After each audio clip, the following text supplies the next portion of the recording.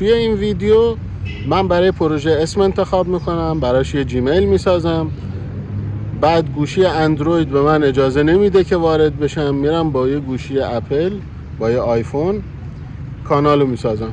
همین دیگه. بعدم کانالو وریفای. اینجا من سعی کردم اسم انتخاب کنم برای این پروژه. یه عالمه اسم و اینا گذاشتم جلوم از ذهن خودم. بعد یه مقدار با چت جی پی تی صحبت کردم، خواستم ببینم نظر اون چیه، چه اسمای پیشنهاد میده. حالا احتمالاً اشتباه از من بوده که درست پروژه رو بهش معرفی نکردم، یا اینکه طوری نبود که بتونه اسم مناسبی برای من پیدا بکنه.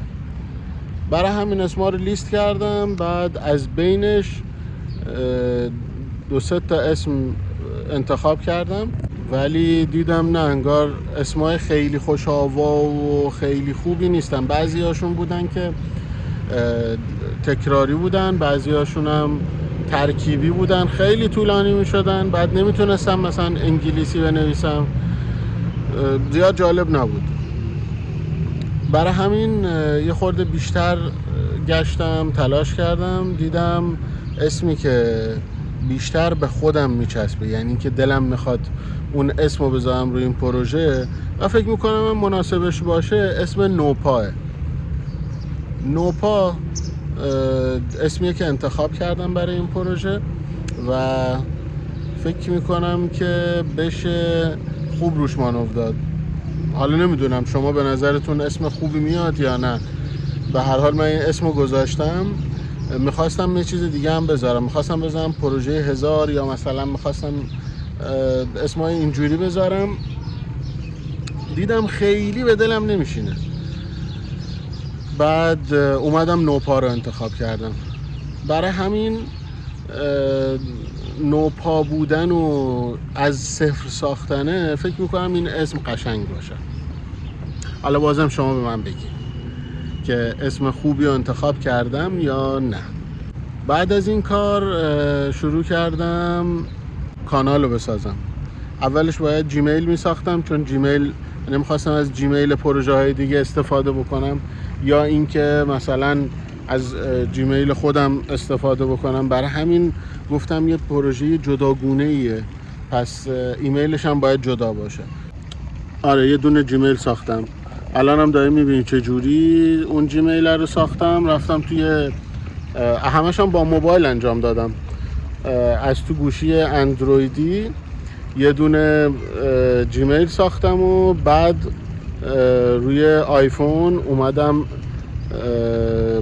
کانال و ایناشو میخواستم بسازم. من کلی چیز داشتم، کلی جیمیل داشتم، دیگه به من اجازه نمیداد، میگفت از حد مجاز گذشته. برای همین روی یه گوشی دیگه، روی گوشی آیفون وارد شدم که کانال رو بسازم. برای ساخت کانال روی موبایل لازم بود که من چند تا اپلیکیشن نصب می‌کردم که از قبل همشون بودن دیگه. مثلا من یوتیوب استودیو رو می‌خواستم، خود یوتیوب رو می‌خواستم، یه جیمیل می‌خواستم و به اضافه این که یه دونه مرورگر که بیشتر من از کروم استفاده میکنم، حتی روی آیفونم از کروم استفاده میکنم، ولی یه مرورگری میخواد که از قابلیت دسکتاپ پشتیبانی بکنه. اول رفتم توی یوتیوب، تو اپلیکیشن یوتیوب ساین این کردم با جیمیلی که ساختم. بعدش رفتم یه دونه کانال پرسونال ساختم، چون اجازه نمیداد که من کانال برند داشته باشم. کانال برند رو گفتم از همین اول بسازم که دیگه بعد نخوام تبدیل بکنم، چون فکر میکنم ریسک اینو داره که یه سری چیزا ممکنه بپره. حالا دیتاهای خیلی مهمی شاید نباشن، ولی خب از همین اول برندش کنم خیلی بهتر بود. برای همین رفتم یه دونه کانال پرسونال ساختم. بعد رفتم توی این تنظیماتی که میبینین و از اونجا یه کانال دیگه ساختم، یعنی کانال جدید ساختم.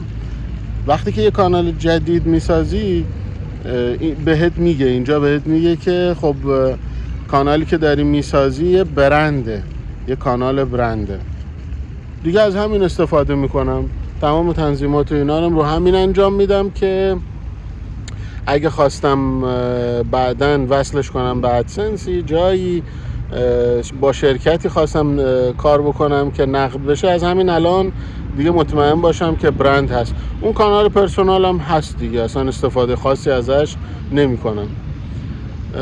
همین دیگه، نمیدونم چیز دیگه ای نمونده.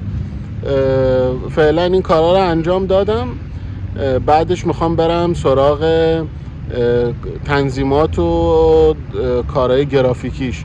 این که بنرش چجور باشه، پروفایل چی بذارم، اسم و این چیزها رو، فونتش رو مشخص کنم، از این چیزا دیگه، از این چیدمانا. تو ویدیوی بعدی احتمالاً این کار رو انجام میدم. اگه دوست داری که این پروژه رو دنبال بکنی و ببینی به کجا میرسه، کانال رو سابسکرایب کن، بعد بیا با هم دیگه، اگرم میبینی خودت میخوای یه کانالی رو شروع بکنی، این مسیری که دارم میرم و تو هم بیا با من دیگه.